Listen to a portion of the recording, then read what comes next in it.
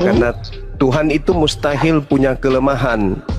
Karena alam semesta ini alam yang begitu sempurna, alam yang begitu apik, sehingga dibutuhkan pencipta yang begitu sempurna.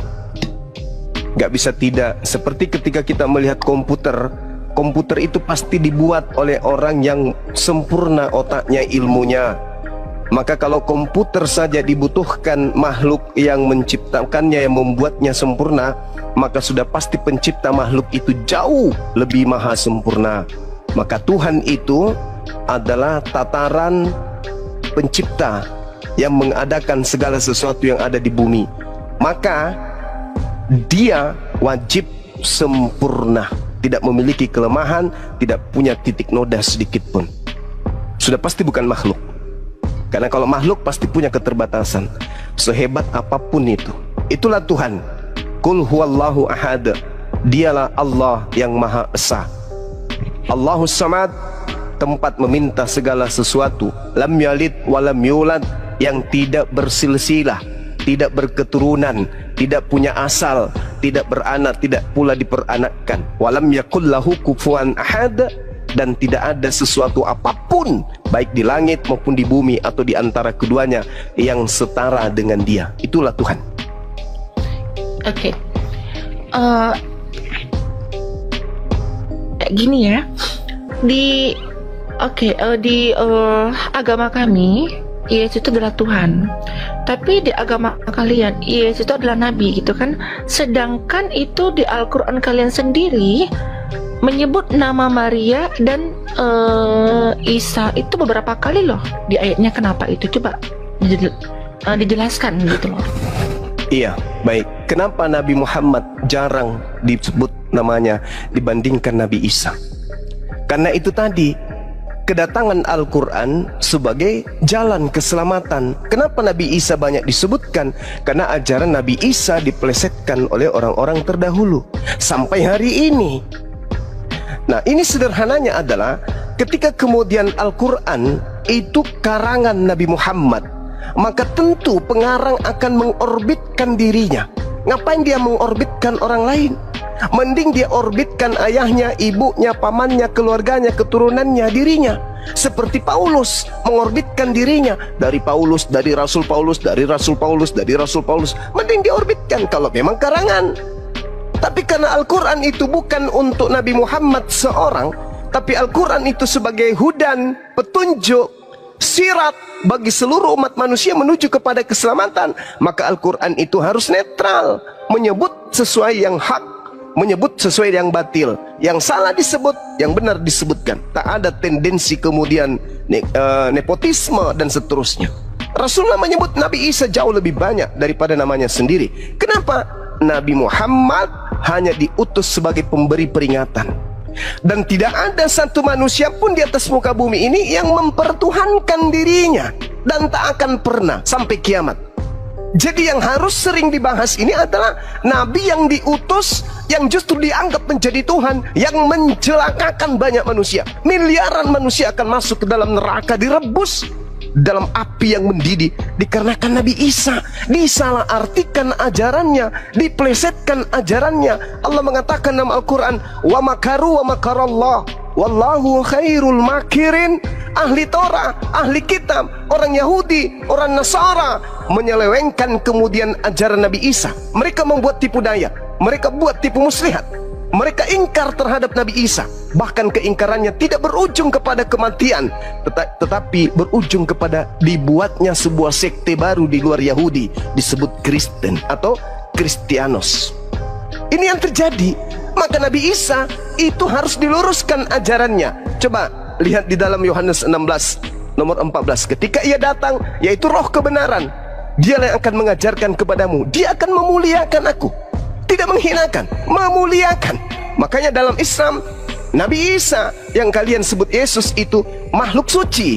Dia diselamatkan, tidak tersentuh, tidak diludahi, tidak ditampar, tidak ditelanjangi, tidak digantung, apalagi dibunuh. Beliau adalah makhluk terindah, makhluk yang suci, di dunia terkemuka, di akhirat terkemuka. Makanya kami nggak terima kalau Yesus kami, Nabi kami, Rasul kami, utusan Tuhan kami disebut terkutuk untuk dosa-dosa orang Roma. masakan Nabi kami yang terkutuk untuk dosa-dosa orang Romawi penyembah pagan? Mustahil itu terjadi. Maka Islam datang sebagai pembawa peringatan dan kabar gembira kepada orang-orang kafir. Makanya Nabi Muhammad hanya menyampaikan apa yang diperintahkan. Tidak pernah kemudian dia menyampaikan sesuatu yang tidak diperintahkan. Kalau dia hanya ngarang, maka dia akan menyebut sukunya, dia menyebut bangsanya, dia akan menyebut keturunannya, dia akan menyebut ayah ibunya, dia akan memuliakan keluarganya, rumpunnya saja. Tetapi karena dia diutus bil bayyinah, kata Allah, litubayyina linnas ma nuzila ilaihim wa la'allahum yatafakkarun. Engkau wahai Nabi Muhammad, kuutus ke atas muka bumi untuk menyelamatkan seluruh umat manusia. Maka jangan egois, jangan menyampaikan sesuatu yang tidak aku ajarkan. Ajarkan instruksi dari langit. Apa yang kuperintahkan, itu yang kusampaikan. Begitu juga Yesus, karena dia Nabi. Begitu juga Musa, karena mereka adalah orang-orang sindik. Mereka ini adalah orang jujur, orang terpercaya, al-amin. Mereka nggak mungkin berdusta, mereka nggak mungkin ngarang-ngarang cerita, nggak mungkin. Yesus mengatakan dalam Yohanes 12:49, aku tidak berkata-kata dari diriku sendiri loh. Apa yang aku katakan, apa yang diperintahkan oleh Tuhanku, katakan dan aku sampaikan. Aku diperintahkan menyampaikan, aku ini utusan, aku sampaikan. Aku diperintahkan mengajarkan supaya mereka orang Israel menyembah hanya kepada Dia yang ada di langit, aku sampaikan. Aku tidak berkata yang lain. Aku perintahkan mereka menjalankan hukum Taurat. Aku ajar mereka melakukan sabat. Aku ajari mereka berpuasa. Aku ajari mereka bersunat. Aku ajari mereka salat, sujud. Itu yang ku diperintahkan. Yohanes 14:24, firman yang kau dengar dari mulutku itu bukan dari aku, tapi dari Dia yang telah mengutus aku. Di dalam Al-Quran pun dikatakan hal yang sama. Wa iz qala Isa ibnu Maryam ya bani Israel inni rasulullahi ilaikum, wahai Bani Israel, sesungguhnya aku yang engkau tolak ini tak lain dan tak bukan adalah rasul penyelamat untuk kalian, tapi kalian menolakku. Kalian ya silakan. Oke. Gini Bang ya, itu kan konsep ketuhanan kalian gitu. Kalau kami kan itu tidak ada yang datang ke Bapa melainkan dari Yesus sendiri. Dari Yesus sendiri. Berarti gini, kalau kita pengen masuk surga, berarti kan itu kan dari Yesus sendiri gitu loh. Bener nggak? Nah, konsep kami seperti itu. Jadi gini, ini konsep kematian ya. Nih, ini kalau saya baca di kalian umat Muslim, konsep mati kalian tuh sangat mengerikan loh. Ya, ngeri banget ini. Sampai dibilang saya lihat nih ngeri lah pokoknya gitu ya. Nah, bagaimana itu bisa diungkapkan ya? Padahal kan gini, yang mengatakan itu kan orang yang belum mati, tapi dia bisa merasakan itu, gimana tuh? Bisa nggak dijelaskan? Maksudnya? Ya? Gini, contoh ya. Itu kan cerita dalam ayat kalian kan, dalam ayat kalian bahwa yang orang mati itu loh yang disiksa kubur itu segala macem gitu. Benar nggak? Nah, iya. Bagaimana nabi kalian itu tahu, sedangkan nabi kalian itu belum mati di saat itu gitu loh, tapi dia udah bicara azab kubur tadi, gimana itu? Nah, itulah yang saya katakan, Nabi Muhammad itu tidak melakukan penelitian. Seketika apa yang disampaikan, apa yang diperintahkan untuk ia sampaikan. Manusia diutus di atas muka bumi ini untuk melaksanakan apa yang menjadi titah perintah Tuhan. Dan manusia akan dihakimi berdasarkan dengan perbuatan masing-masing. Itu di dalam kitab Kristen pun disampaikan begitu. Kitab Yahudi juga dikatakan demikian. Di Islam juga demikian. Coba lihat dalam Yohanes 5 nomor 29. Apa kata Yesus di situ? Manusia kelak akan dibangkitkan untuk apa? Untuk dihakimi berdasarkan perbuatan masing-masing. Ya gini Bang, itu kan cuma dijelaskan pembangkitan tadi ya, pembangkitan tadi di hari itu. Kalau ini terus? Kan kalau di agama kalian, nah itu kan kematian tadi itu kan seperti kematian ya. Itu kan memang didetail kan? Detail kan, ada detailnya yang seperti dibilang kayak ditokok pakai palu, yang dibilang terus dia mati nanti lidahnya diituin gitu. Kenapa itu bisa tahu? Padahal itu kan belum terjadi di saat itu. Nabi kan belum mati gitu loh. Paham nggak? Iya, paham. Paham. Gimana tuh? Nah, kan saya sudah bilang Nabi Muhammad itu berbicara tidak sesuai dengan penelitiannya. Dia berbicara sesuai dengan apa yang diperintahkan. Apa yang diperintahkan, jangankan yang ada di alam kubur, di dunia ini saja, apa yang diperintahkan, apa yang disampaikan, semuanya terbukti. Tidak ada yang keliru. Itulah bukti bahwa dia itu adalah utusan. Utusan siapa? Utusan yang maha mengetahui. Maka ketika Nabi Muhammad menyampaikan kabar, baik itu tentang kehidupan setelah beliau, kehidupan setelah kematian, dan kehidupan setelah bangkit dari kematian, itu semuanya betul. Itu semuanya benar. Kenapa dikatakan benar? Karena dia berkata bukan dari kehendaknya sendiri. Dia berkata sesuai dengan apa yang difirmankan oleh yang maha mengetahui untuk ia sampaikan. Maka diceritakanlah kemudian tentang kematian. Nah, sekarang kalau apa yang dikatakan itu adalah betul dan orang Kristen kemudian menolak itu, apakah berarti kebenaran itu batal? Adanya sisa kubur di dalam ajaran agama Islam, tapi kemudian di Kristen itu tidak dipercaya, apakah menjadi batal? Karena orang Kristen tidak percaya alam kubur, begitu mati tidak ada siksa kubur. Karena umat Islam percaya adanya siksa kubur, begitu mati disiksa di kubur. Tak begitu. Tidak begitu. Yang namanya siksa kubur itu pasti ada. Meskipun Anda tidak menerima, gak usah terlalu jauh deh. Coba aja dulu masuk ke kamar 1x1, berdiri di situ, berdiri di dalam situ, dikunci dari dalam. Siksa nggak? Ya siksa. Apalagi ditimbun 202 meter ke bawah, ditimbun bumi, maka tidak tersiksa. Tersiksalah, pasti tersiksa itu. Apa yang bisa menyelamatkan kita kemudian? Amal kebajikan, amal soleh. Makanya Yesus mengatakan ketika ditanya dalam Matius 19, Guru, ya paman, apa yang bisa membuat aku selamat? Jangan membunuh, jangan bersaksi dusta, jangan ini, jangan itu, jangan ini, jangan itu, jangan itu. Artinya untuk menyelamatkan manusia, ikuti instruksi perintah Tuhan. Kristen ada nggak melakukan perintah Tuhan? Tak ada. Perintah Tuhan mana yang dijalankan Kristen? Satu aja. Tak ada. Tak ada. Jadi kalau mati nanti, meskipun mereka tidak beriman kepada adanya siksa kubur, tetap saja kemudian disiksa dalam kubur, mau tidak mau. Karena itu sudah kaidah, bukan keinginan kita yang terjadi, tetapi keinginan Tuhan yang akan berlaku, bukan keinginan kita. Kita menginginkan, kami pun Islam menginginkan, jangan ada siksa kubur dong. Tapi bukan kita yang punya kehendak. Coba Anda lihat di dalam kitab yang Anda pegang, Yesaya 14:19, Mazmur 116 nomor 3. Siksa kubur itu ada.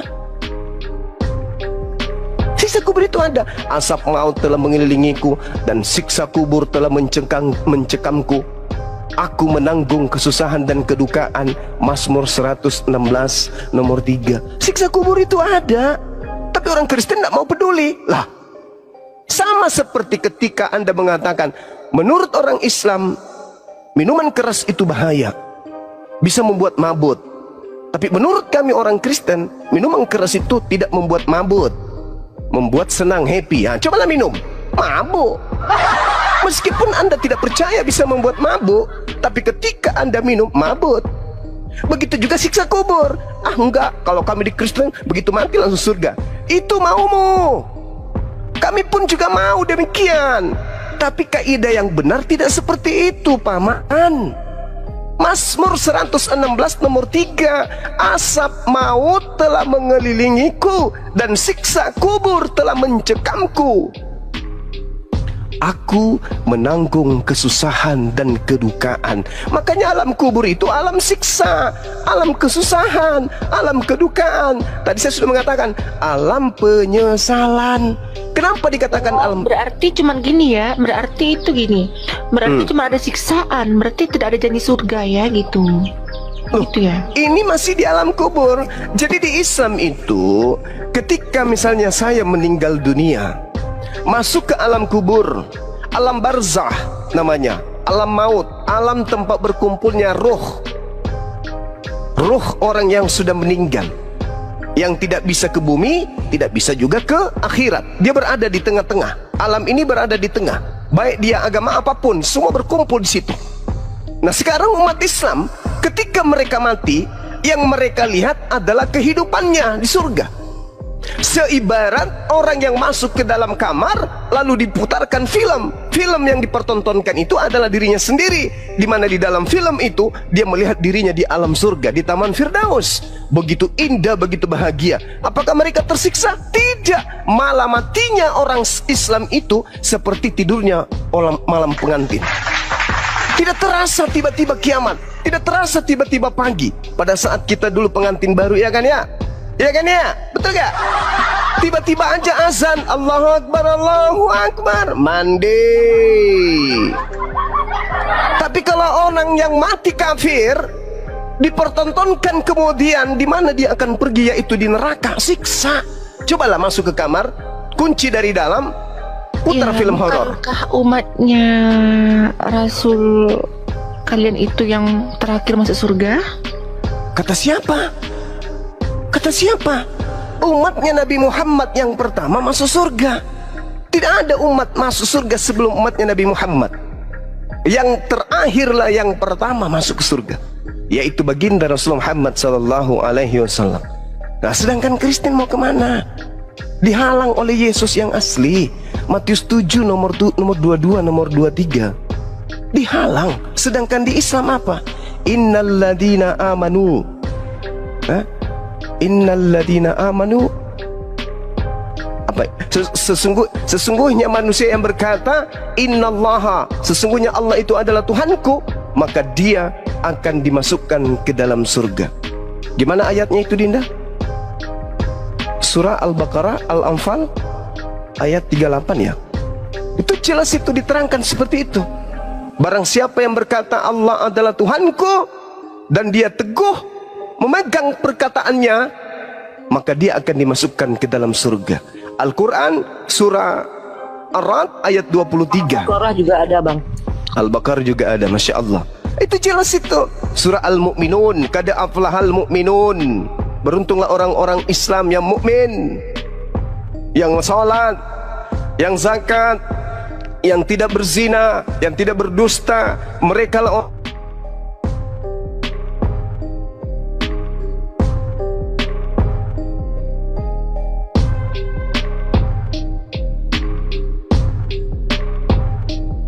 tes.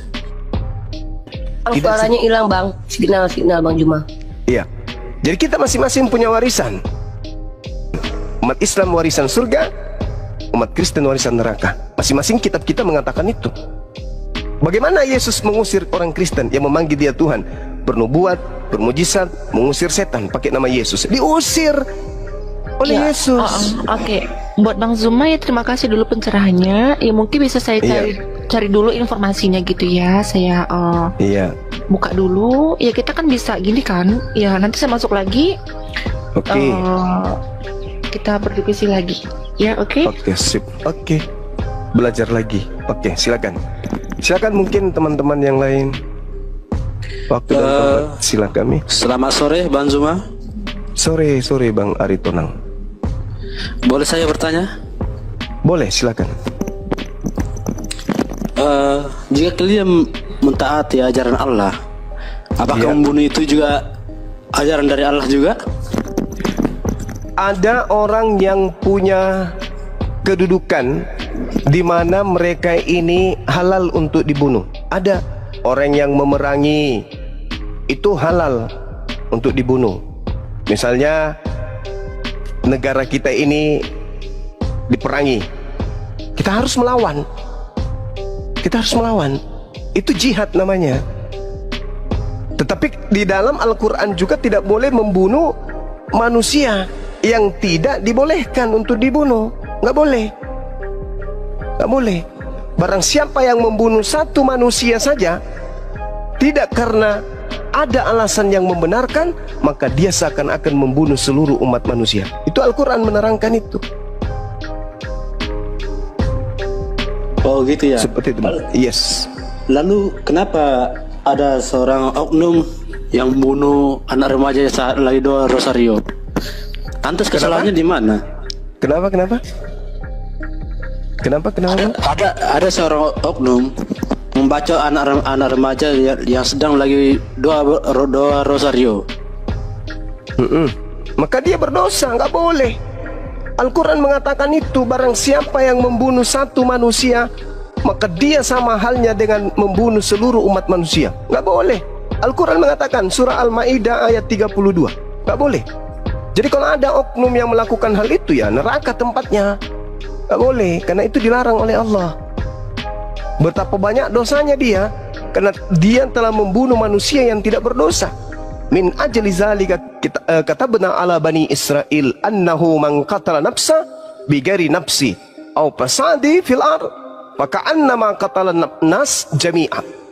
Siapa yang membunuh satu manusia, maka dia sama halnya membunuh seluruh umat manusia. Betapa banyak dosanya. Tak boleh lagi dia masuk di surga kecuali dia taubatan nasuha. Gitu bang.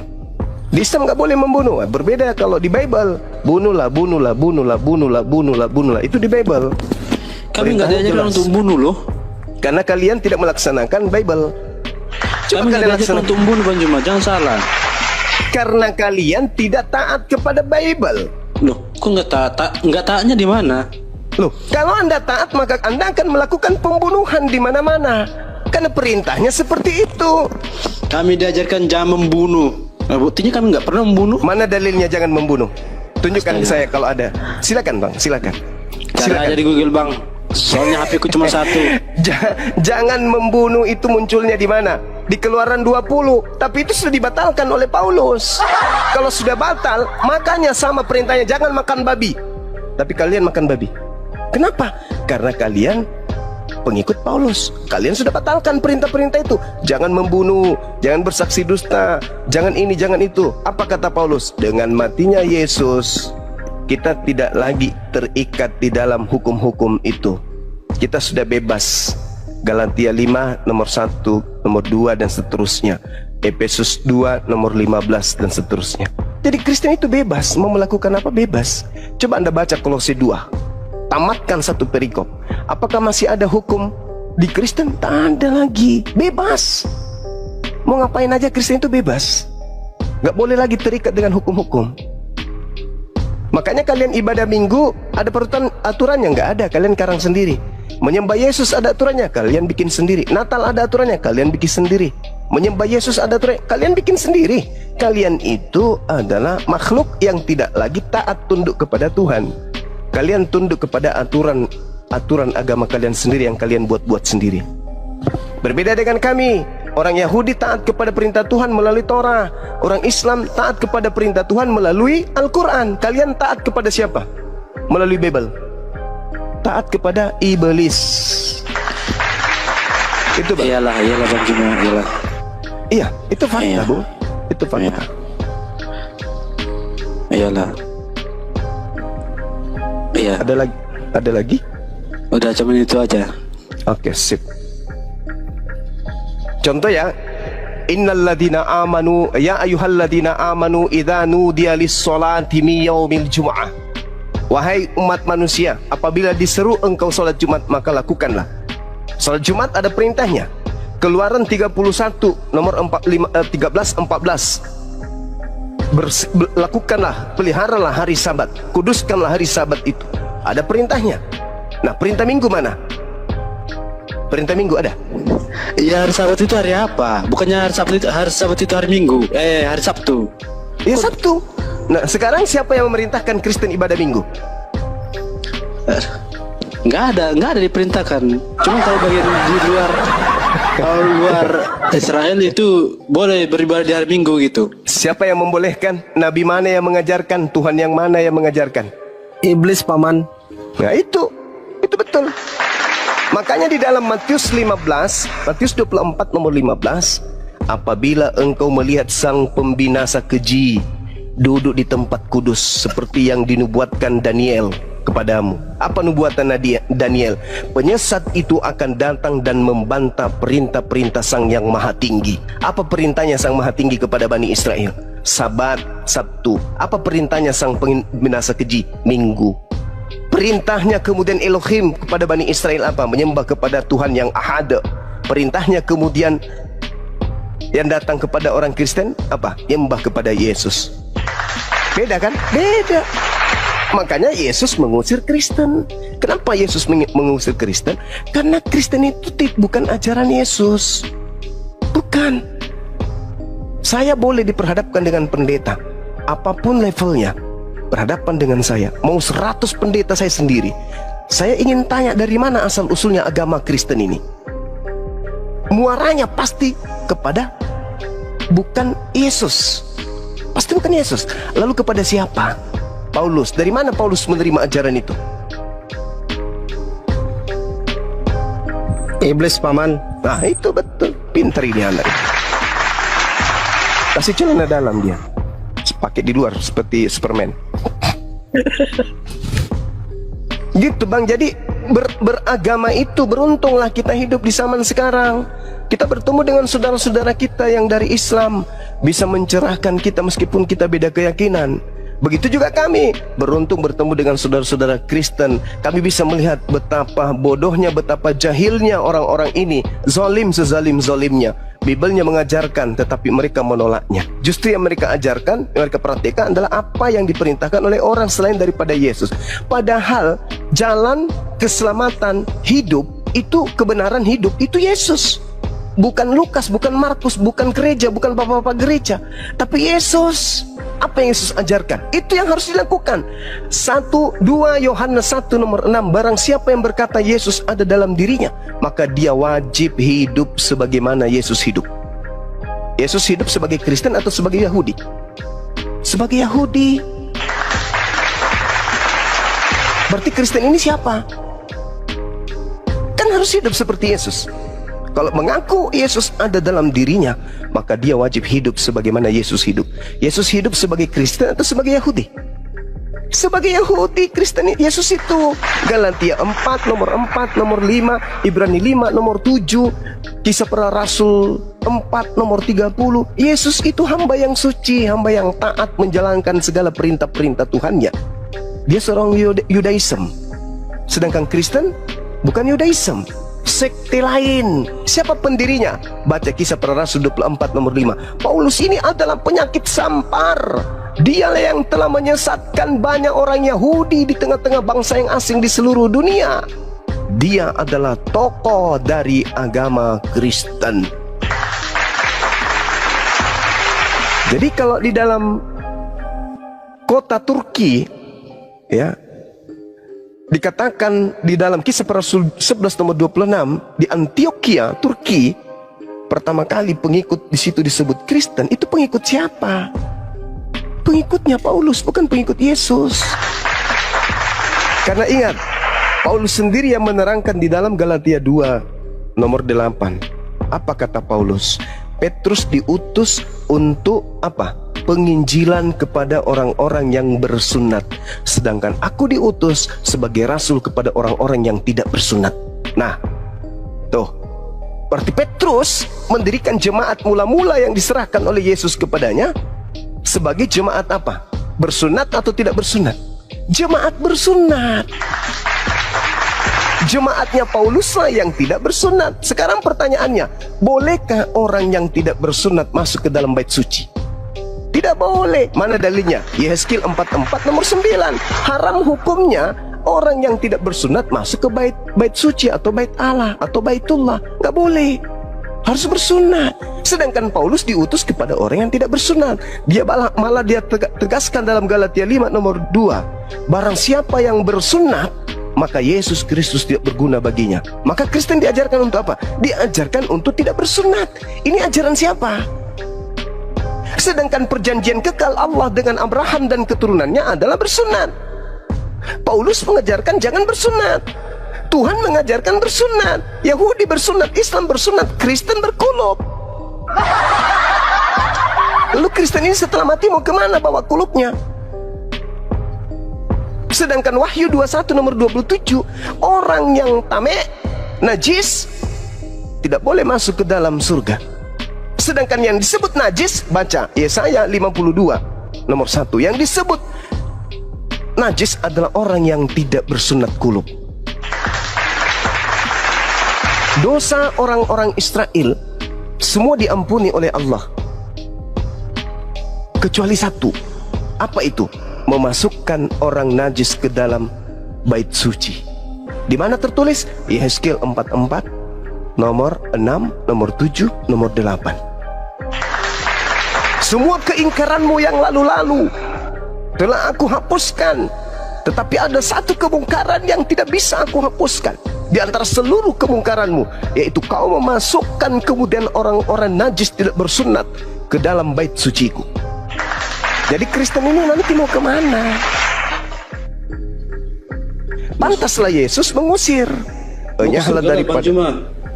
Kami Bagaimana mau ke surga ngikut Yesus? Bagaimana mau ke surga? Bang Yesus menghalang. Het, jangan lewat. Kalian siapa? Menghalang bukankah gimana? Dari mana Matius jalannya 7? menghalang? Matius 7 nomor 22 sampai 23. Tahe. Baca. Itu dalil, Bung. Itu dalil. Itu di kitab Anda sendiri yang mengatakan itu. Pada hari terakhir nanti banyak orang memanggil aku Tuhan, Tuhan, Tuhan. Ya paman, bukankah kami bermujizat pakai namamu, mengusir setan pakai namamu, bernubuat pakai namamu? Apa kata Yesus? Pada saat itulah aku Yesus akan berterus terang kepada mereka, wahai Kristen, enyahlah daripadaku, aku tidak mengenal kalian. Kalian semua adalah pembuat kejahatan. Loh. Ada nggak tertulis di situ, wahai Kristen, enyahlah kalian dari hadapanku? Ada nggak tertulis dalam kitab? Lalu yang memanggil Yesus Tuhan siapa? Kalau bukan Kristen? Kami. Ya. Lagian Kalian kan siapa? Kristen atau Tuhan Hindu? Yesus kan bukan cuma Tuhannya Kristen. Siapa bilang? Itu kan Tuhan Yesus kan hanya cuma itu, Tuhan Yesus kan Tuhannya seluruh umat manusia. Kata siapa? Kata siapa? Kata kita semua. Iya, kata kamu. Yesus aja tidak menuhankan Yesus. Yesus menuhankan Allah. Yesus menuhankan Allah. Yesus menuhankan hakikat yang maha suci lagi maha tinggi. Tidak menuhankan anak Maria. Hanya orang Kristen ini yang muncul belakangnya menuhankan anak orang. Itu tertulis loh bang, tertulis di kitab saudara. Makanya di Al-Quran dikatakan, wa idza husiran nasu kanu lahum ibadatihim kanu lahum a'da akanu bi ibadatihim kafirin. Pada hari terakhir nanti orang akan dihimpun, orang dikumpulkan nanti setelah kiamat. Apa yang mereka sembah akan menjadi musuh bagi mereka, dan pemujaan yang mereka lakukan akan ditolak dan diingkari oleh dia yang dia sembah. Nah, Yesus mengingkari, Yesus menjadi musuh kalian. Kalian mau ke surga, Yesus menghalangi. Mau kemana, mau kemana, mau kemana? Bukankah kami bernubuat pakai namamu, mengusir setan pakai namamu juga ya Yesus? Apa kata Yesus? Yang ngajarin siapa? Enyahlah daripadaku, kalian semua adalah pembuat kejahatan. Apa nggak sedih digituin?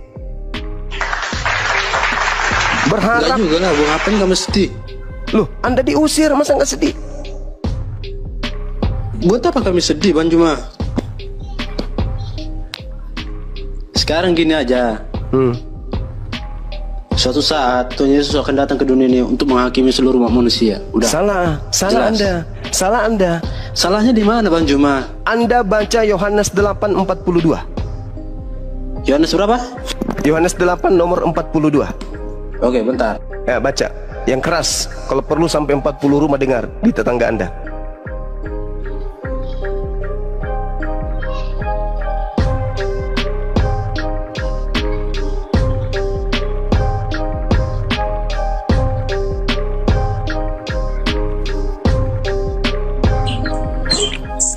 Oke, izin Bang Sems, Kristen atau Muslim Bang? Bang Sems, Anda Kristen atau Muslim Bang? Silakan dibuka mikrofonnya Bang. Bang Sems, Kristen atau Muslim Bang? Oh ya, standby. Assalamualaikum. Waalaikumsalam warahmatullahi wabarakatuh. Izin Islam, Bang. Ya izin, kita gantian dulu Bang, karena kita mau naikkan teman-teman Kristen ya. Mohon maaf Bang Sam. Ya Assalamualaikum. bang, izin bang. Ya, silakan. Sebentar ya bang, saya ingin menyapa Bang Juma aja. Assalamualaikum Bang Juma. Waalaikumsalam warahmatullahi wabarakatuh. Izin bang, saya fans abang kali. Saya selalu mengikuti abang. Jadi saya cuma ingin menyapa abangnya dan tim-tim apologet Islam. Selamat berjuang bang. Assalamualaikum. Waalaikumsalam warahmatullahi wabarakatuh. Bangsa Yohanes berapa tadi Bang Juma? Yohanes 8 ayat berapa? Yohanes 8 nomor 42. Di situ Yesus berkata, aku datang bukan atas kehendakku sendiri. Endingnya di mana? Anda kan mengatakan dia akan datang menghakimi seluruh manusia. Endingnya di mana? Yohanes 12:48. Itu endingnya. Barang siapa yang menolak aku dan tidak menerima perkataanku, dia sudah ada hakimnya, yaitu firman yang telah kukatakan, itulah yang akan menjadi hakimnya pada akhir zaman. Jadi yang dihakimi Yesus, apakah seluruh umat manusia? Tidak. Dia datang hanya untuk Bani Israel. Dia menyampaikan firman hanya untuk Bani Israel. Jadi yang dihakimi nanti hanyalah Bani Israel, bukan menghakimi saya. Karena asas yang dipakai, hukum yang dipakai untuk menghakimi oleh Yesus adalah perkataan yang pernah keluar terucap dari mulutnya. Dia berkata apa? Wahai Bani Israel, sesungguhnya aku ini diutus hanya kepada domba yang sesat dari Bani Israel. Yesus berkata, Yohanes 10 nomor 5 nomor 6, Yesus berpesan kepada ke-12 muridnya agar jangan ke bangsa lain, tetapi pergilah kepada bangsa yang sesat dari umat Israel. Nanti muridnya itu dihakimi. Kalau sampai muridnya ada yang keluar dari Bani Israel mengajarkan sesuatu yang tidak diajarkan oleh Yesus, maka dia akan dihakimi oleh Yesus. Ditanya dia, hei kau misalnya ditanya sama Yesus muridnya, hei Petrus, ya paman, siapa yang mengajarkan kau sampai ke Roma mengajar? Saya kan sudah perintahkan samamu, jangan ke bangsa lain. Kenapa kau tolak? Apa kata Petrus? Kira-kira, oh itu bukan Petrus saya. Saya tetap waktu hidup tetap penginjilan untuk Bani Israel. Itu ada di Petrus di Roma. Oh itu bukan Petrus saya bang. Itu orang lain yang diberi gelar Petrus supaya dianggap saya. Terus ini Kristen ini siapa ini? Kok dia sebut-sebut namaku? Kok dia menyembahku? Kok dia bermujizat pakai namaku? Ini yang ngajarin siapa? Bukan juga saya. Lalu siapa? No, sana no, yang botak kepalanya no. Enyahlah daripadaku kalian semua adalah pembuat kejahatan, karena aku tidak mengenal engkau. Lalu yang selama ini kamu panggil siapa? Oh itu Yesus juga memang. Bukankah saya sudah mengatakan di dalam kitab kalian, Lukas 21:8, waspadalah kepada iblis penyesat yang datang kepadamu dengan memakai nama Yesus dan berkata akulah Yesus. Waktunya sudah dekat dan jangan kau percaya. Penyesat datang mengaku Yesus, akulah Yesus yang kau aniaya. Kamu percaya, padahal kan sudah kubilang jangan kau percaya ketika datang penyesat mengaku Yesus, karena nanti kedatanganku di akhir zaman. Aku datang dengan tubuhku, jasadku. Sedangkan yang datang kepada Paulus itu hanya suara saja, hanya roh yang datang berupa cahaya. Itu bukan saya.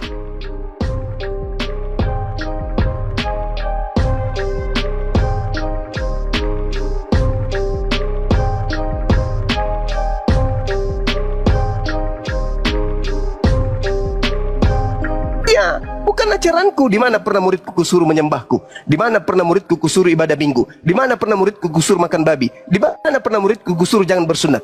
Ada? Enggak ada. Orang-orang Yahudi muridku bersunat semua. Tak ada yang makan babi. Kamu makan babi, kamu tidak bersunat, kamu sekolah kamu ibadah minggu, kau menyembahku karena kau ikut Yesus palsu. Ikutlah ke sana ke neraka. Enyahlah daripadaku, aku tidak mengenal engkau. Teriak orang Kristen.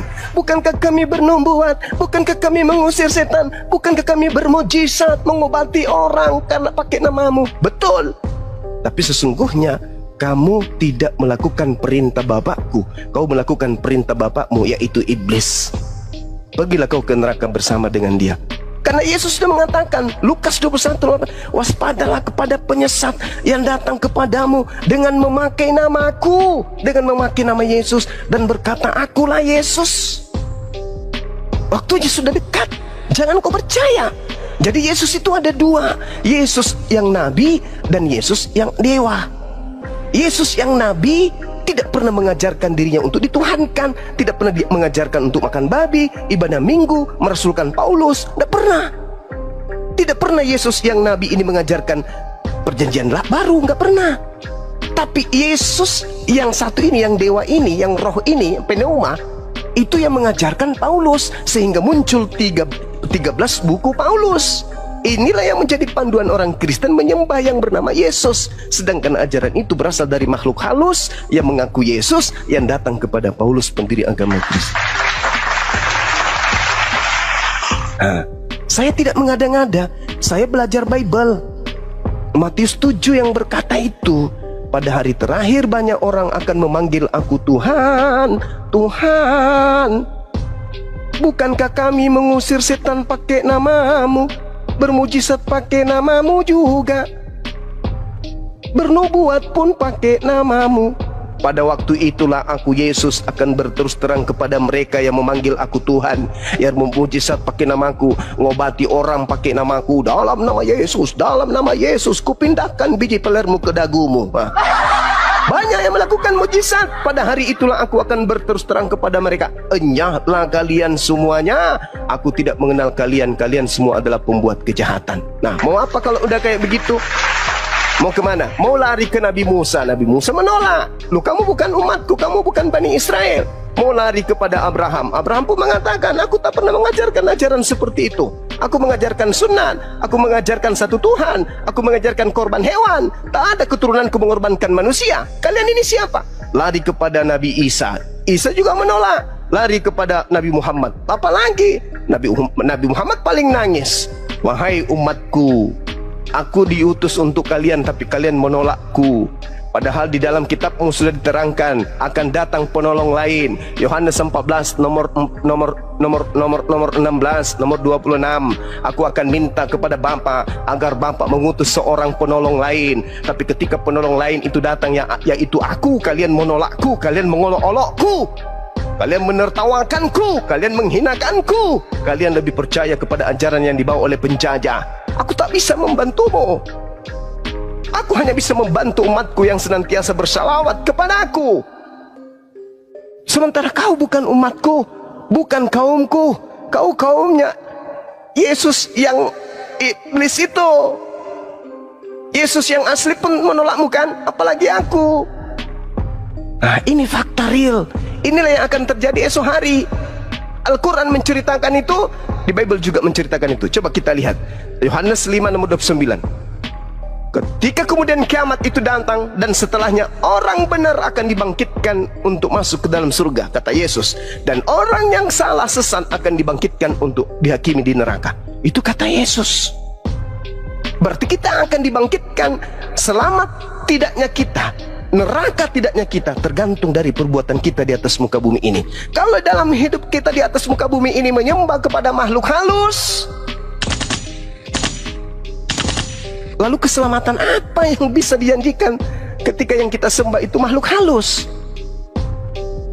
Bukan penciptanya yang kita sembah, tapi makhluk halusnya yang kita tuhankan. Yesus mati-matian siang dan malam. Sembahlah Bapa, Tuhanku dan Tuhanmu, Bapakku yang ada di langit, Bapakku yang ada di surga, Bapakku yang ada di surga, Bapakku yang ada di langit, Engkau yang ada di langit, Engkau yang ada di langit. Datang-datang dari barat, justru menyembah yang ada di bumi Yesus. Kalau umat Islam ditanya, lalu umat Islam menyembah siapa? Umat Islam menyembah Sang Khalik, bukan makhluk sembahan kami. Loh, mana sembahanmu? Kota hitam yang ada di Mekah? Oh tidak, itu adalah bait. Itu adalah bait kudus, bait Elohim, baitullah, baitel. Itu bukan Tuhan.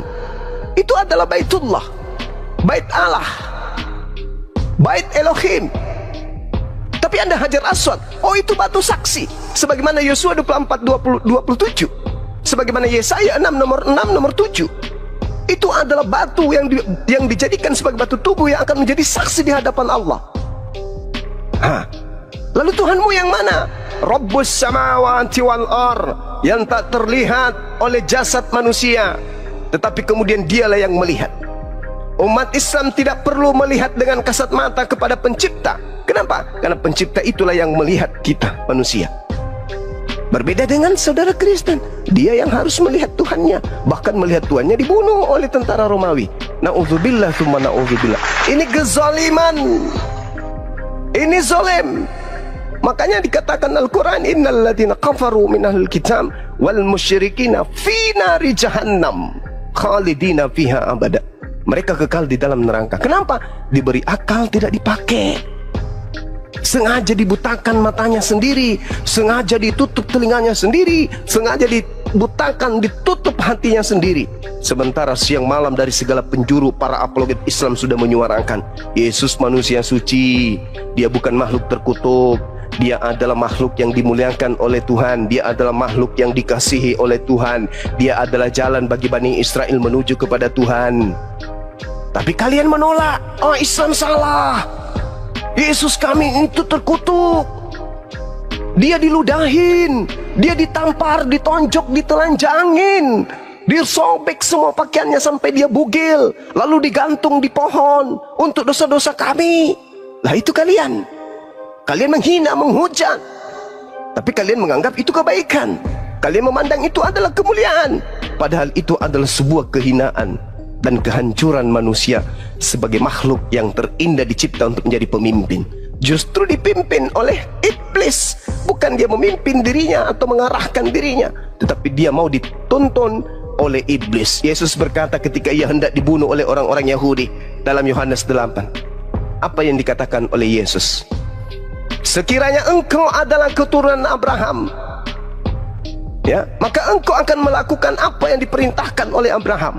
Sekali andai saja firmanku ada di dalam kamu, maka kamu tidak akan pernah mau membunuhku. Tetapi karena tidak ada firmanku di dalammu, maka engkau mau membunuhku. Coba. Jadi orang yang mau membunuh Yesus adalah orang yang tidak ada firman di dalam dirinya. Makanya Yesus mengatakan di ayat selanjutnya, di data selanjutnya, iblislah yang menjadi bapakmu, dan kamu mau melakukan keinginan-keinginan bapakmu. Apa keinginan bapakmu? Bunuh Yesus, dosamu dihapuskan, ibadah minggu, makan babi, jangan bersunat. Itu keinginan-keinginan bapakmu, kata Yesus. Tapi keinginan bapakku yang ada di surga apa? La ilaha illallah, Yesus Rasulullah. Sabat, jangan makan babi, bersunat, sujud dalam beribadah, puasa. Itu keinginan bapakku. Makanya dalam Ulangan 4, Ulangan 6, jangan kau menambahi perintahku dan jangan kau menguranginya. Itu. Tapi apa kata Paulus? Dengan matinya Yesus di atas tiang salib, dia telah membatalkan segala perintah, dia telah membatalkan hukum Taurat beserta segala perintah yang ada di dalamnya. Mengurangi enggak itu? Mengurangi. Perintah Tuhan bisa nggak dikurangi? Nggak boleh. Kalau dikurangi melanggar nggak? Melanggar. Berarti pengikut Paulus ini melanggar atau tidak? Melanggar. Orang yang melanggar kemana perginya? Orang yang melanggar firman Tuhan kemana perginya? Neraka paman. Neraka paman. Jelas itu. Maka satu-satunya umat di atas muka bumi ini yang memuliakan Yesus hanya umat Islam. Yahudi menolaknya, Kristen menghinanya. Hanya umat Islam yang memuliakan. Yohanes 16 nomor 14, ketika ia datang, yaitu penolong lain itu, dia akan memuliakan aku. Satu-satunya agama di atas muka bumi ini yang memuliakan Yesus hanya Islam. Yahudi menghinakan, dianggapnya anak zina yang direbus di dalam neraka di atas tinja yang mendidih. Kristen jangankan di neraka, jangankan di bumi, jangankan di surga, di akhirat, di dunia pun Kristen sudah menghinakannya. Dia adalah manusia yang terkutuk dengan jalan terkutuk di atas salib demi untuk dosa-dosa orang barat. Dihinakan. Tapi kalau umat Islam alaihi salam, Nabi Isa alaihi salam, atasnya keselamatan, atasnya keselamatan. Coba, indahnya Islam itu. Makanya kami umat Islam lah pengikut Yesus. Sementara Kristen itu adalah anti Yesus, anti Kristus. Itulah Kristen. Oke, Bang. Silakan. Boleh aku bertanya lagi? Silakan. Gini, jika Tuhan Yesus adalah Nabi Isa, Ya. di mana Nabi Isa lahir dan di mana Tuhan Yesus lahir? Iya, baik. Kalau kita berbicara mengenai kelahiran, sama seperti Bang Zuma. Ada yang mengatakan saya lahir di kota Palopo, ada yang mengatakan saya lahir di desa Monte Carlo, kota terkecil di Mesir Timur. Ada juga yang mengatakan saya lahir di Makassar. Apakah perbedaan-perbedaan ini menyebabkan orang yang memandang Bang Zuma lahir di Palopo adalah melahirkan Zuma yang lain, dan orang yang mengatakan Bang Zuma lahir di Kairo adalah Bang Zuma yang lain? Tidak. Tapi dalil Beda kita, lah. ya mana ada beda? Bang Zuma cuma satu. Jelas beda Bang Juma. Abang Bang lahir Zuma ini contoh, Bang Zuma contohnya cuma Bang Ju- satu. Bang contohnya Zuma Bang cuma Juma. satu. Tapi ada yang mengatakan saya lahir di Kairo, ada yang mengatakan saya lahir di Dubai, ada yang mengatakan saya lahir di Makassar. Apakah kemudian saya menjadi tiga? Karena adanya cerita-cerita yang berbeda. Ceritanya cuma satu. Lalu mana cerita yang paling akurat, yang bersumber dari Yang Maha Menyaksikan? Yang menciptakannya siapa? Yang di langit. Yang di langit yang mengabarkan. Kalau yang di data kitab kalian, yang menceritakan itu adalah wartawan. Kira-kira yang di langit dengan wartawan-wartawan lepas ini, akurat mana pemberitaannya?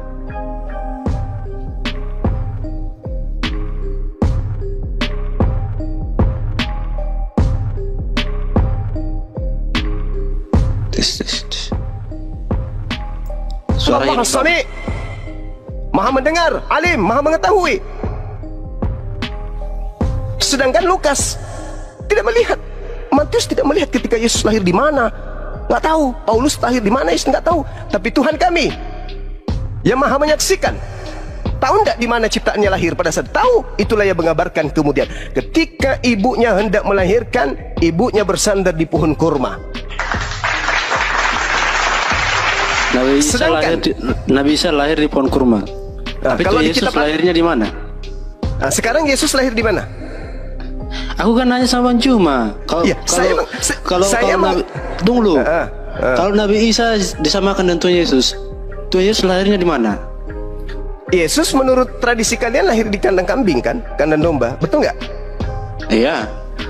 Nah, Jadi di mana kalau Tuhan Yesus dalilnya? lahir di kandang domba, di terus Nabi mana Isa di mana dalilnya di Bible Yesus lahir di kandang domba? Di mana? Kalau ada, saya umrohkan kamu tahun depan. Ada nggak? sorry lah, aku nggak mau umroh lah. Ya, makanya tunjukkan supaya kau tidak umroh. Maka tunjukkan mana kandang dombanya. Yesus lahir di kandang domba itu tertulis di mana? Ada nggak? Di mana dalilnya? Ada Bang Juma, cuman aku masih Iya. belum semuanya aku baca Alkitab. Ya, mana Roh Kudusnya mana?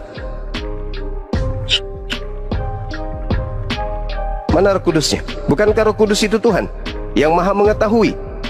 Nah, sedangkan dalam diri kalian ada Roh Kudus. Tanyalah kepada Roh Kudus yang membimbingmu. Hei Roh Kudus, ya Paman, tunjukkan segera di mana Yesus lahir. Maka mulutmu akan dibimbing untuk mengatakan itu. Kalau memang ada Roh Kudus, jangan-jangan roh jahat yang di tubuhmu. Mana? Kalau umat Islam ditanya, wahai umat Islam, ya Paman, di mana Nabi Isa lahir? Roh Kudus membimbing kami, mengarahkan ke dalam kitab suci Al-Quranul Karim. Nah, Al-Quran menjelaskan itu. Lalu apa yang diterangkan kemudian tempat kelahiran Yesus menurut Bible? Kita lihat di dalam Hakim-Hakim 1 nomor 16. Keturunan Hobab ipar Musa orang Keni itu maju bersama-sama dengan Bani Yehuda dari kota pohon kurma. 1. Bani Yehuda ternyata kota pohon kurma. Hakim-Hakim 3:13. Raja ini mengajak Bani Amon, Bani Amalek menjadi sekutunya. Lalu majulah ia dan memukul orang Israel kalah. Kota pohon kurma diduduki mereka. Kota pohon kurma ternyata adalah kota orang Israel. 2. Hakim-Hakim 4 nomor 5. Dia biasa duduk di bawah pohon kurma Deborah antara Rama dan Betel di pegunungan Efraim, dan orang Israel menghadap dia untuk menghakim kepadanya. Ternyata di pegunungan Efraim itu adalah kota kurma. Kemana Yesus sembunyi ketika dia hendak dibunuh oleh orang-orang Yahudi? Baca Yohanes 11 nomor 50. 54 atau 55, Yesus atau 56, Yesus kemudian menghindar dari orang-orang Yahudi dan pergi ke sebuah padang gurun bernama Efraim. Ternyata Efraim itu dikenal dengan kota pohon kurma. Keempat, terlalu banyak.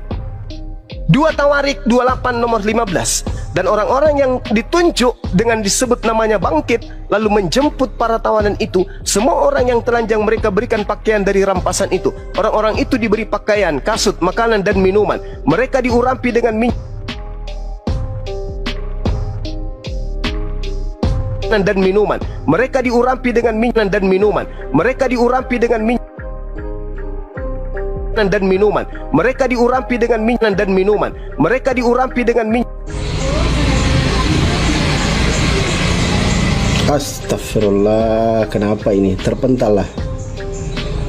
Astagfirullah. Sorry. Kenapa? Ngelek. Enggak rungkat, ngelek. Aku hadir lagi, Paman. Allahu Akbar. Masya Allah. Sorry, kesalahan yang tidak di ini. Iya. Jadi berdasarkan tempat kelahiran, rupa-rupanya tempat yang bersejarah yang disebut pohon kurma, kota kurma itu adalah tempat Yesus.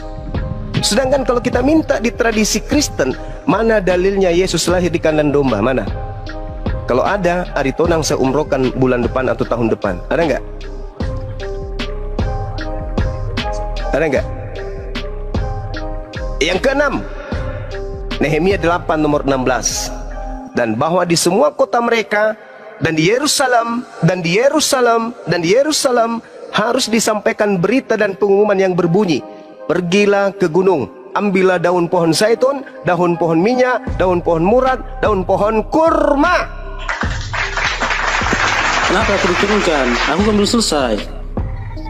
Artinya bahwa tempat kelahiran Yesus itu dikenal dengan kota kurma. Yesus mau tidak mau, lahirnya bukan di kandang domba, tapi lahirnya di area pohon kurma. Subhanallah. Silakan ada bantah. Ya, Bang Zuma, kita ngomong Iya. Tadi saya udah Kak Bibal atau cari tahu lah gitu kan? Iya. Iya. Ini tentang konsep ketuhanan tadi ya? Iya, silakan. Iya, ada kebingungan sih, kebingungan. Kebingungan itu gini. Ya kalau di kalian itu kan Tuhan itu tunggal ya. Di kami pun juga tunggal sebenarnya gitu. Cuman kan gini, Roh Allah tadi itu ada pada Yesus gitu, ada pada Yesus sendiri gitu kan. Nah berarti kan dirangkup 3 jadi rangkup 1, berarti 1 gitu. Nah yang bikin bingung saya itu gini loh. Tunggu, yang bikin bingung itu gini. Ya ketika di salib, terus apa kan ini ya Allah kenapa kau tinggalkan aku gitu kan, berat. Nah bingung itu di situ gitu. Ada kebingungan gitu. Bisa bantu menjawab? Iya, jadi gini, kalau dalam Al-Quran, dalam surah Al-Ma'idah diterangkan kemudian terkait dengan penyaliban. Al-Quran menjelaskan nih, tolong dicermati baik-baik ya. Ini Al-Quran datang belakangan menjelaskan tentang apa yang terjadi pada masa lampau. Selayaknya perjanjian baru datang menjelaskan apa yang terjadi ribuan tahun pada masa Nabi Musa. Nabi Musa dijelaskan kemudian oleh ajaran Yesus. Ajaran Yesus dijelaskan kemudian oleh ajaran Nabi Muhammad. Mereka memiliki bos yang sama, yaitu Allah yang Maha Suci lagi Maha Tinggi. Al-Quran mengatakan apa? A'udzubillahi minasyaitonirrajim. Innama jazaa'ul ladzina yuharibuna Allah wa rasulahu wa yas'auna fil ard fasada aw yuqattalu aw yusallabu aw tuqatta'a aydihim dan seterusnya. hukuman bagi orang-orang yang memerangi Allah dan memerangi Rasulnya, utusannya, seperti Nabi Musa dimusuhi, Abraham dimusuhi, dan juga membuat kerusakan. Hukuman bagi orang-orang ini yang membenci bapak ataupun anak di dalam kaidah Kristen itu adalah salib. Al-Quran menjelaskan itu. Yang memusuhi, yang memerangi Allah dan memerangi Rasulnya adalah salib. Itu dalam Al-Quran. Bagaimana kitabnya Nabi Musa? Apakah sama? Sama. Tertulis di mana? Ulangan 21, nomor 22, nomor 23. Apa kata dalilnya kitabnya Nabi Musa di situ? Dikatakan bahwa apabila ada orang yang melakukan dosa yang sepadan dengan hukuman mati. Coba. Berarti dia adalah orang yang berdosa. Apabila ada orang yang melakukan dosa sepadan dengan hukuman mati, lalu kau gantung dia, jangan kau biarkan mayatnya semalam-malaman. Sebab orang yang dikutuk oleh Elohim, jangan kau biarkan mayatnya menyentuh tanah yang diwariskan Elohim kepadamu. Berarti Al-Quran mengatakan yang disalib ini adalah pendosa.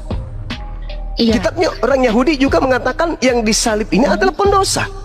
Nah sekarang pertanyaannya, apakah Yesus seorang pendosa? Ya, tunggu. Berarti konsepnya gini. Berarti konsepnya Yesus itu menyembah Tuhan kalian gitu. Iya betul. Jelas itu. Tuhan itu cuma satu. Makanya kalau saudara Kristen mencari Tuhannya umat Islam, mana Tuhannya umat Islam itu? Carilah Tuhannya Yesus mana? Cari Tuhannya Musa mana? Cari Tuhannya Abraham mana? Kalian tidak akan pernah bisa menemukan. Tapi Tuhan kami maha melihat, maha mendengar. Nah kalau Tuhannya Kristen cari, banyak ada di pinggir-pinggir di tiang-tiang rumah, nempel-nempel. Itu ada Tuhannya Kristen. Tuhannya Nabi Musa tempel di mana? Digambarkan di mana fotonya Tuhannya Nabi Musa? Ditempelkan di mana fotonya Tuhannya umat Islam? Tak ada. Karena Tuhan menurut Yesus tak ada yang bisa melihat. Yohanes 5 nomor 37. Musa juga demikian. Keluaran 33 nomor 20. Tak ada yang bisa melihat. Begitu juga Al-Quran mengatakan laisa kamitslihi syai'. Tuhan itu tidak bisa dilihat karena Tuhan itu tidak serupa dengan makhluk. Subhanallah, Idul Hadadi, pemaparan luar biasa dari sudut pandang yang berbeda. Tentunya membuat diskusi ini semakin menarik. Sahabat semua yang saya cintai, tetaplah di channel ini karena diskusi ini belum selesai dan masih banyak lagi hal-hal menarik yang akan kita dengarkan bersama. Maka dari itu, tetaplah di channel ini dan mari kita lanjutkan kembali. Selamat mendengarkan. Jadi, kenapa Tuhannya Yesus Kristen bisa dilihat? Karena sejatinya yang dituhankan itu makhluk, roh. Itu yang aku cuma bentar. Silakan. Aku izin pamit dulu soalnya aku mau ke gereja. Iya, silakan Bang, silakan. Ya. Salam sama pendetanya. Salam dari Bang Suma bilang. Iya. Permisi ya, Bang Juma. Ya, Jangan dulu Bang Aritonang. Jangan kau tinggalkan dulu aku Bang. Sini dulu. Kau kerja sore. Pergi kau. Aritonang, kenapa kau tinggalkan aku begitu harusnya kan? Hari Minggu itu Yesus menggembalakan domba. Hari Sabtu baru ke gereja, kalian kebalik. Nah, kenapa kemudian Yesus teriak Eli Eli sama Sabaktani? Itu sebenarnya hanya cocokologi yang diambil dari kitab Mazmur. Itu cocokologi. Tidak ada hubungannya. Yesus itu tidak pernah memanggil Tuhannya dengan panggilan Eli. Yesus tidak pernah ditinggalkan oleh Tuhan karena dia adalah orang yang dikasihi. Mazmur 37 nomor 28-29. Tuhan tidak akan pernah meninggalkan orang yang dikasihi. Sementara yang ada di Mazmur berapa itu teman-teman? Mazmur 2 ya? 22 ya? Ya, berarti kan konsepnya gini Bang. Konsepnya itu Tuhan, berarti Yesus sendiri itu menyembah Tuhan kalian gitu kan? Nah, betul. Intinya. Iya, memang Yesus menyembah Allah yang maha suci lagi maha tinggi. Bukankah Yesus itu Allah? Allah itu Gimana? sendiri. Oh, tidak bisa. Karena Allah itu bukan makhluk. Bilangan 29 nomor 13. Allah bukan manusia dan bukan anak manusia. Yesus manusia dan Yesus anak manusia. Bagaimana bisa dia Allah? Yesus berkata di dalam Yohanes 5 nomor 37, Allah itu tidak bisa dilihat, suara Allah tidak bisa didengar. Kata siapa? Kata Yesus.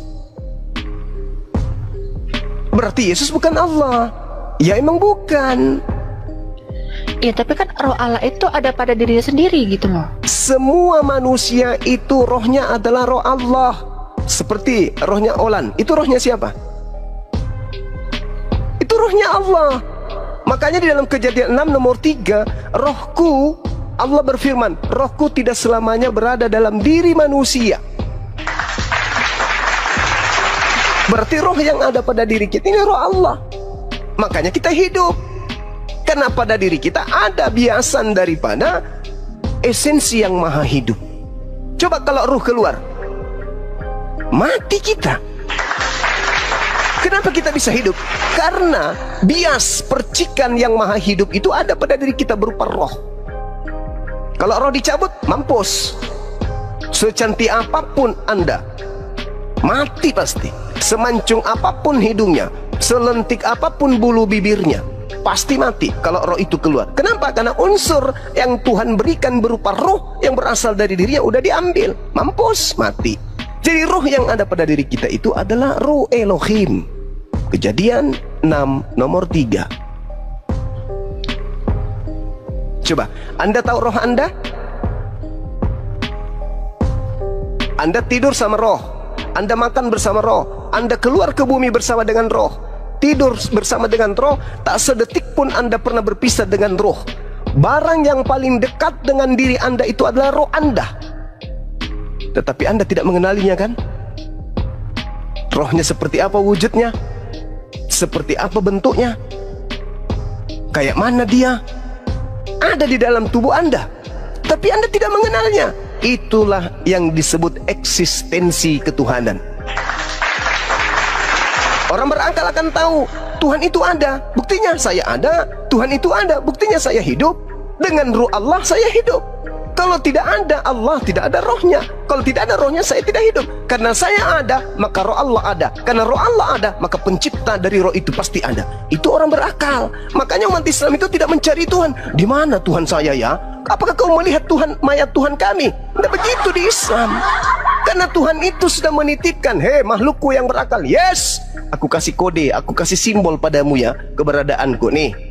Itu wujud aku ada, aku serahkan rohku kepadamu. Itu wujud aku ada. Ketika aku sudah mencabut rohku padamu, maka kau hanyalah bangkai apa? Kau hanyalah jenazah. Engkau adalah mayat yang terkujur kaku, tak bisa ngapa-ngapain. Karena kenapa? Karena sudah ada unsur rohku di dalammu. Kau akan menjadi tanah kembali. Kau menjadi mayat, membusuk. Kenapa? Karena aku sudah mengambil rohku. Kamu bisa hidup karena adanya aku.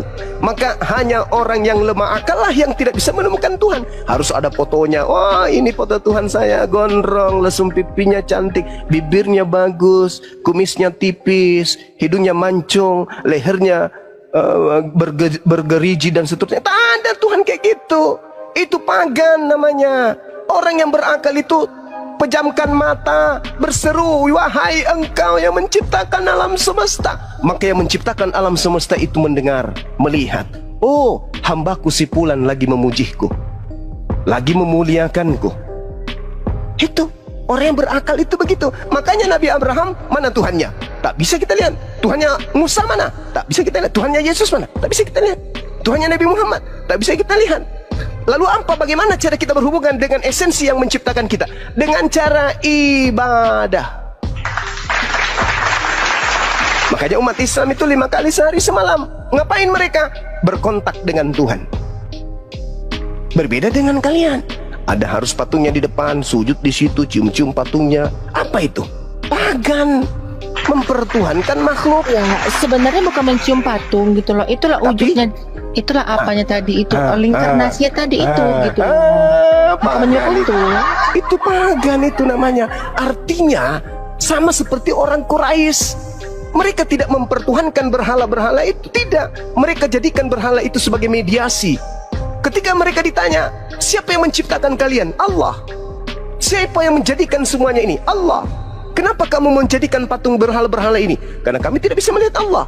Maka kami bentuk ini sebagai mediasi bahwa kami menyembah kepada Allah. Tapi kamu mempertuhankan ini? Tidak, kami tidak mempertuhankan. Kami Kami hanya memediasikan ini, membentuk. Itu sama halnya. Makanya ada perintah dalam kitabnya Nabi Musa. Jangan kau membentuk, jangan kau membuat patung yang menyerupai apapun baik di langit maupun di bumi. Sekarang begini, teman-teman Kristen ketika berseru, wahai Yesus. Yesus dengar nggak? Ya, dengarlah, kan dia Tuhan.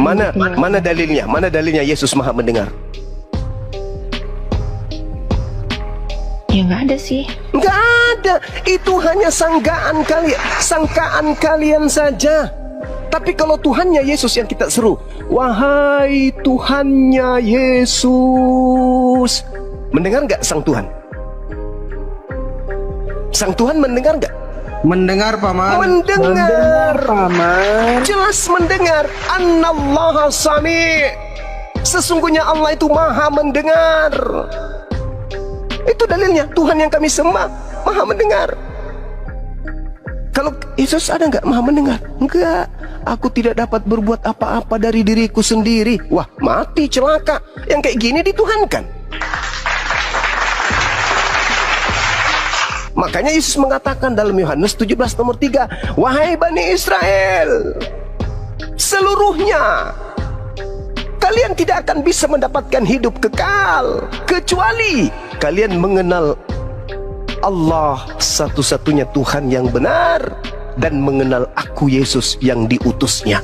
Itu konsepnya. Yohanes 17 nomor 3. Dalam Islam, la ilaha illallah, Yesus Rasulullah.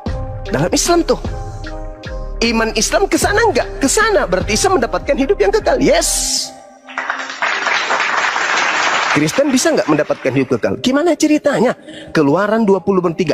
Jangan ada ilah lain di hadapan.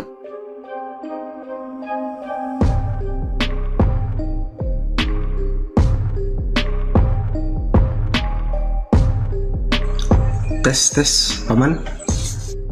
Gila, suara Bang Juma. Assalamualaikum warahmatullahi wabarakatuh. Waalaikumsalam, Paman. Tuhan tidak mau. Waalaikumsalam warahmatullahi wabarakatuh. Tuhan nggak mau kemudian ada ilah lain di hadapannya. Nggak mau. Yesus dilantik jadi Tuhan. Mau nggak Tuhan? Nggak mau. Makanya Yesus mengusir karena Yesus diilahkan.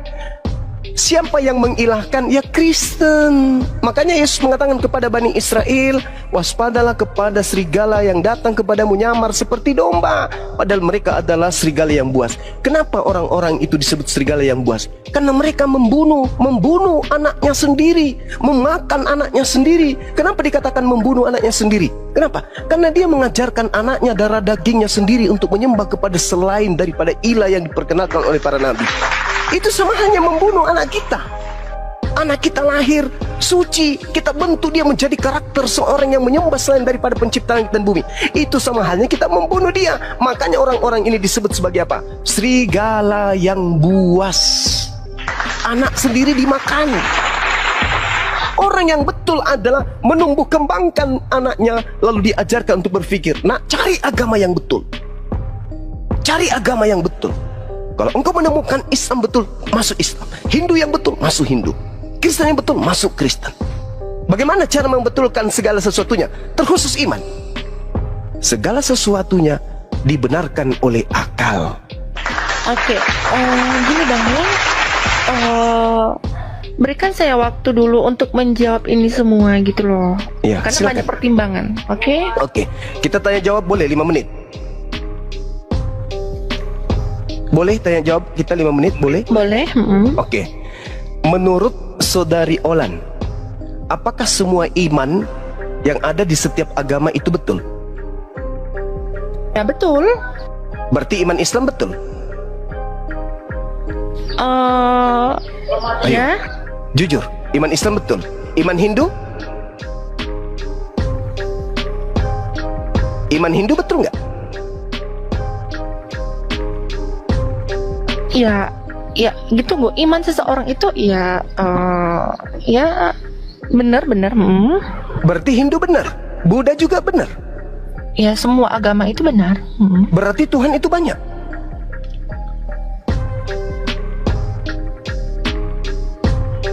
Iya. Iyalah. Kalau kami Islam tidak.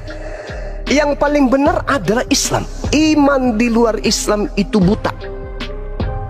Kami percaya diri dengan iman kami, karena kami meyakini itu adalah sebuah kebenaran. Kenapa kami meyakini sebuah kebenaran? Karena iman kami berlandaskan akal. Jadi tidak semua iman itu benar. Iman Kristen tidak benar, iman Hindu tidak benar, iman Buddha tidak benar. Iman yang benar hanya Islam. Kenapa demikian? Karena hanya iman Islam yang berselaras dengan akal pikiran sehat. Tapi orang Kristen mengatakan imannya betul. Ya. Orang Hindu juga mengatakan imannya betul. Ya. Orang Buddha juga mengatakan imannya betul. Ya. Kenapa demikian? Karena mereka menanggalkan akal. Mereka hanya berdasarkan percaya saja, yakini saja. Selesai. Tetapi sebagai manusia yang diminta untuk menjadi pemimpin di atas muka bumi ini, dipersenjatai oleh Allah berupa chip perekam. Apa itu akal? Inilah yang membedakan kita. Contoh misalnya, kita ke pasar nih, kita ke pasar beli ikan atau beli baju atau apapun itu, yang kita pakai untuk memilih mana yang terbaik adalah akal, bukan perasaan. Dirabalah ikan itu, oh ini kayaknya rasanya bagus, ini bagus. Bukan perasaan itu yang kita pakai. Begitu juga pakaian. Ketika kita memilih pakaian, yang kita pilih adalah sesuai dengan akal. Ini cocok dengan saya, kulit saya putih, hidung saya mancung, tingginya saya sekian, ini yang cocok. Apa yang kita pakai mengukur itu? Akal. Begitu kita masuk sekolah, kita pilih sekolah-sekolah yang bagus. Apa yang kita pakai? Akal. Kita ingin beli mobil, apa yang kita pakai? Akal. Kita ingin beli kendaraan, akal. Kita memilih pasangan, akal. Memilih agama, kenapa kita tidak menggunakan akal? Bukankah agama ini adalah kendaraan kita? Selamat tidaknya kita nanti setelah kematian di dunia ini adalah penentu. Kenapa giliran akal kita tidak pakai? Kenapa giliran agama kita tidak pakai? Kenapa? Karena iblis itu bekerjanya di situ. Ada nggak iblis bekerja ketika kita memilih baju? Oh ini baju merah, ini baju hitam. Iblis pilih, hei jangan kau pilih warna merah. Iblis tidak kerja di situ. Ketika kita ingin membeli buah durian, buah pisang, mana yang kita mau beli? Iblis membisikkan, jangan kau beli durian, beli saja pisang. Apakah iblis? Enggak. Tapi ketika kita berbicara mengenai akidah, agama, Tuhan, iblis di situ bekerja. Anehnya, agama di luar Islam tidak menggunakan akal. Disitulah kesempatan iblis membunuh Ya, karena gini. pikiran manusia. Ya, karena gini, konsep ketuhanan itu sendiri itu tidak bisa dicerna dengan akal gitu. Kata siapa? Kata siapa? Yesus mengatakan, kasihilah Tuhanmu dengan apa? Dengan akal. Kalau yang lain saja kita pakai akal, masa giliran Tuhan kita nggak pakai akal? Sementara Allah bangga di hadapan malaikat. Sebelum kita diciptakan, Allah pencipta langit dan bumi bangga membanggakan kita, mengidolakan kita. Wahai malaikat, wa isqala rabbuka lil malaikati inni ja'ilun fil ardi khalifah. Qalu ataj'alu fiha may yufsidu fiha wa yasfiku dima. Wahai malaikatku, makhluk langit semuanya. Ada apa ya Rabb? Aku hendak menciptakan makhluk sebagai pemimpin di atas muka bumi. Malaikat semua protes. Apa? Untuk apa? Hai diam. Inni a'lamu ma la ta'lamun. Meskipun kalian mengatakan makhlukku di bumi itu akan membuat peperangan, membuat kerusakan ini bla bla bla bla, tapi aku lebih tahu daripada kalian. Aku nih, Tuhan akan memberikan kemuliaan kepada mereka berupa akal yang tidak kuberikan kepada kalian. Dengan akal itulah kamu lihat, dia akan memimpin bumi. Tengok aja nanti, besi yang beribu tahun dia akan bisa layangkan dari tempat yang satu ke tempat yang satu, dari pulau yang satu nyebrang ke pulau yang lain. Mereka akan membuat besi bertonton melayang kemudian terapung di atas laut. Lihat aja nanti setelah aku ciptakan, dia akan membuat sesuatu yang luar biasa di bumiku. Aku tunjukkan bumi sebagai tempat, kemudian ia bercocok tanam. Aku hamparkan bumi itu untuk mereka tempati. Lihat nanti ketika aku sudah ciptakan.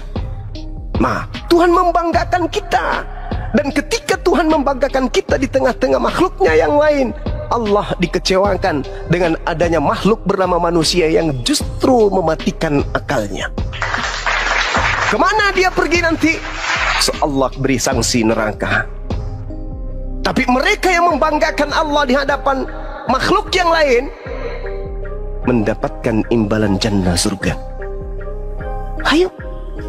Iblis mengatakan, oh tidak dong, saya akan buktikan bahwa makhluk yang kau banggakan yang menjadi pemimpin di atas muka bumi itu tak lebih mulia daripada aku. Ku buat dia sehina-hinanya. Bahkan kau kasih akal, tapi pola hidupnya sama seperti binatang. Bahkan akan ku buat dia lebih rendah dari binatang. Tengok aja nanti. Akan ku buat hanya sedikit yang akan beriman kepadamu. Hanya sedikit. Selebihnya akan ku buat dia bersamaku masuk ke neraka. Tengok aja, ku matikan akalnya. Apa kata Allah? Inni a'lamu ma la ta'lamun. Aku memberikan akal. Nih, coba ku ciptakan Adam. Innama amruhu idza arada syai'an ayaqula lahu kun fayakun. Jadi Adam. Ketika Adam dicipta kemudian di hadapan para malaikat ditanya, "Hei Adam, apa itu namanya gunung? Itu apa namanya laut? Itu apa namanya sapi? Yang ini apa namanya kambing? Yang ini namanya apa? Tumbuh-tumbuhan." Nah, tengoklah. Lihat. Lihat wahai para malaikatku, makhlukku ini luar biasa. Dia tahu. Dia tahu. Dia bisa berkarya sama sepertiku. Dia bisa kemudian berbicara sama sepertiku. Dia bisa kemudian berkarya sama sepertiku. Dia bisa membuat sesuatu sama sepertiku. Inilah makhlukku yang paling mulia. Tapi apa kata iblis? Tengoklah sebentar. Hanya sedikit dari mereka ya Rabb. Demi kemuliaan-Mu, izinkan aku membuktikan itu. Aku buat mereka semua akan melupakan Engkau. Dan aku buat mereka tergiring untuk justru menyembah bukan kepadamu, tetapi kepada makhluk-Mu yang lain. Ketika kau mengutus makhluk yang luar biasa, mampu ini, mampu itu, akan kubuat otak mereka berpikir, wah ini Tuhan. Ketika engkau perlihatkan api itu menyala, bisa membakar apa yang ada di depannya, maka sebagian dari mereka aku akan buat berpikir, inilah Tuhan, api ini adalah Tuhan. Ketika engkau menciptakan gunung yang besar, maka aku perlihatkan sebagian dari mereka untuk menganggap bahwa gunung yang besar itu adalah Tuhan. Ketika engkau menciptakan lautan yang luas, akan kubuat mereka kemudian menyembah kepada lautan itu. Ketika engkau menciptakan kemudian bintang di langit, matahari yang ada, akan kubuat mereka sebagian mempertuhankan itu. Intinya, kubuat mereka kufur, kubuat mereka kafir dan ingkar kepadamu. Kau utus nabi, ku giring mereka untuk mengingkarinya. Kau utus rasul, ku giring kemudian mereka untuk membunuhnya dan menyalibnya. Tengok aja, aku akan buktikan itu. Makanya di dalam Al-Quran setiap umat Islam itu berbuat, a'udzubillahi minasyaitonirrajim. Aku berlindung kepada Allah dari godaan setan yang terkutuk. Itu hanya ada di Isa. Nah, makanya kemudian yang terjadi hari ini adalah umat Islam di setiap pola hidupnya itu harus berlandaskan kepada siapa? Bismi. Bismi. Dengan menyebut nama Allah. Itu yang terjadi. Ya, jadi segitu ya, teman-teman yang Kristen utamanya. Kenapa umat Islam itu dihadirkan oleh Allah sebagai pembawa kabar gembira dan pembawa peringatan kepada kalian. Karena kalian berasal dari agama terdahulu, agama leluhur kalian, tidak berasal dari agama para nabi. Karena itulah kemudian agama nabi terakhir datang sebagai pola kabar gembira dan pemberi peringatan. Anda mengikuti kabar gembira itu, Anda mengikuti pembawa peringatan ini, alhamdulillah. Kalian ingkar, maka siap-siap bersama dengan iblis di dalam api neraka. Sekira begitu. Teman-teman sekalian, silakan dilanjut. Di sini sudah hampir masuk pukul setengah 6. Tandanya kita harus menuju kepada maghrib. Silakan. Olan kemana? Terpental. Oh, terpental. Dibawa sama Lucifer keluar. Silakan dilanjut. Silakan Dek, silakan. Kang Dito, Akang, silakan. Christian. Mau nanya nih, Juma. Iya. Boleh nanya nggak? Quran Boleh. abad 7 yang buang Quran abad 7 naskah asli siapa? Kenapa? Yang Quran abad 7 naskah aslinya yang buang siapa? Naskah asli dibuang. Naskah asli dibuang. Naskah itu apa, Bang? Naskah nggak tahu. Lu umur berapa? Naskah nggak tahu. Ya enggak, saya tanya dulu. Naskah berapa? Naskah itu apa? Lu tanya dulu. Naskah itu apa, Bang? Artinya kau di naskah apa? Saya tanya sebelum saya menjelaskan. Naskah itu apa, Bang? Mau dakwah naskah. Cuma. Ya, Jum, gimana dong? Masa nggak tahu Jum naskah itu kan Saudara sendiri tahu nggak naskah itu apa? Tulisan Jum. Oh, naskah. tulisan. Iya, tulisan. Nah, pertanyaan Anda apa? Quran yang udah di zaman Muhammad udah ditulis. Nah, dong. berarti tulisan, ya kan ya? Ya. Oke, baik. Tulisan Quran udah ditulis loh zaman Muhammad. Oke, baik. Saya jawab ya. Warna atau naskah. Cuma ya udah. Pertanyaan Anda itu lucu loh. Anda bertanya naskah kan? Karya tulis yang dibuat dengan tangan. Betul? Jangan curhat. Cerita aja udah. Jangan curhat Jum. Cerita naskah itu yang abad. Ya udah turun. Anda turun. Anda turun aja, turun. Ya, gitu lebih bagus. Aman kok? Aman. Karena kalau saya sampai menghantam Anda nanti, mana karya tulis yang dihasilkan angkatan pertama murid Yesus? Mana? Nangis Anda? Nangis. Jadi mending Anda turun. Karena Al-Quran itu budayanya jelas. Budaya lisan, hafalan. Kemudian budaya tulisan. Dua pembenteng kuat dari sanad Al-Quran. Itu nggak bisa kemudian ada orang yang membantai itu. Mushaf sudah ada pada zaman Rasulullah. Hadisnya jelas. Tidak bisa kemudian orang manapun mengingkari itu. Karena kami umat Islam paham betul Al-Quran naskahnya sudah ada dari sejak baginda Rasulullah Muhammad sallallahu alaihi wasallam itu ada di atas muka bumi. Silakan Anda baca hadis riwayat Bukhari 2990 dan juga hadis riwayat Muslim 1869. Naskah sudah ada sejak baginda Rasulullah Muhammad sallallahu alaihi wasallam. Selain naskah ada, zaman Rasulullah semua para murid itu menghafal. Makanya dikatakan dalam hadis Rasulullah, "Huzu al-Qur'an min arba'ah." Terima Al-Quran itu dari keempat sahabatku. Tuh, ada legalitas. Nah sekarang, kalau saya berbicara tentang Bible, sesuai dengan pertanyaan saudara, naskah Bible mana? Yang pertama. Bagus. Joki akal sehat. Bagus, dicatat di bawah. Ya teman-teman, silakan Anda buka di hadis Bukhari 2990, hadis riwayat Muslim 1869. Jelas naskah sudah ada pada zaman Rasulullah. Artinya Rasulullah mengetahui naskah tersebut, Rasulullah membaca naskah tersebut, Rasulullah menghafal bersama dengan para sahabatnya tentang Al-Quran ini.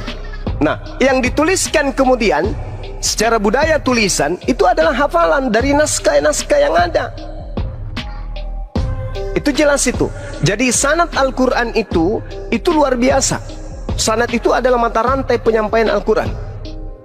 Manuskripnya jelas, naskahnya jelas, apalagi hafalannya jelas, tulisannya jelas, bacaannya jelas. Itulah Al-Quran.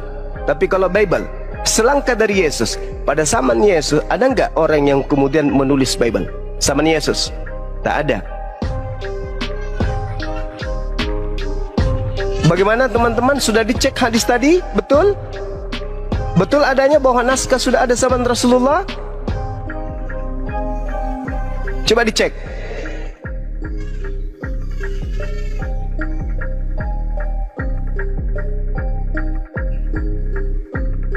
Betul? Jelas? Alhamdulillahirrabbilalamin. Nah, ada nggak yang bisa menunjukkan jawaban apakah naskah Bible sudah ada zaman Yesus?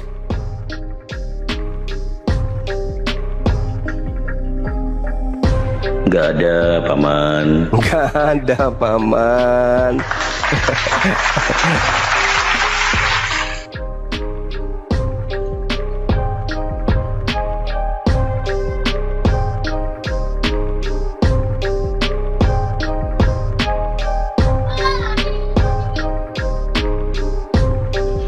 Oke, silakan teman-teman diambil alih dulu. Ya, Bang Zuma, iya kan persiapan maghrib kan? Iya, iya. Siap. Bang Ato, silakan dibuka mute-nya Bang, Kristen atau Muslim. Bang Ato Liti. Silakan Pak Ato. Pak Ato Liti. Kang Dito. Lanjut.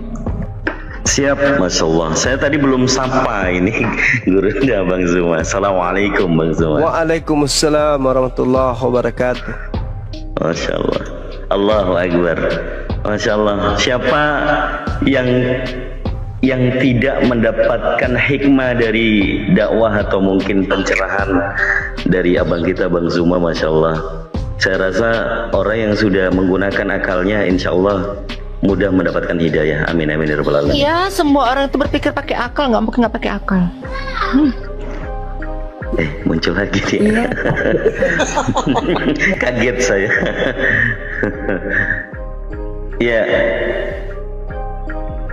kalau memang sudah dikatakan bahwa dalil tentang mushaf Al-Quran, Masya Allah ya, kita sama-sama melihat dan mendengarkan ada suatu data dalil di zaman Rasulullah itu sudah ada mushaf. Itu validasi, legitimasi. Coba saya tanya, ada nggak teman-teman Kristen? Kalau tadi ada jawaban saya, tidak ada paman. Itu yang menuliskan Bible pada saat zaman Yesus, ada atau tidak ada? Diulangi lagi nih ceritanya. Tidak ada paman. Itu memang tidak ada.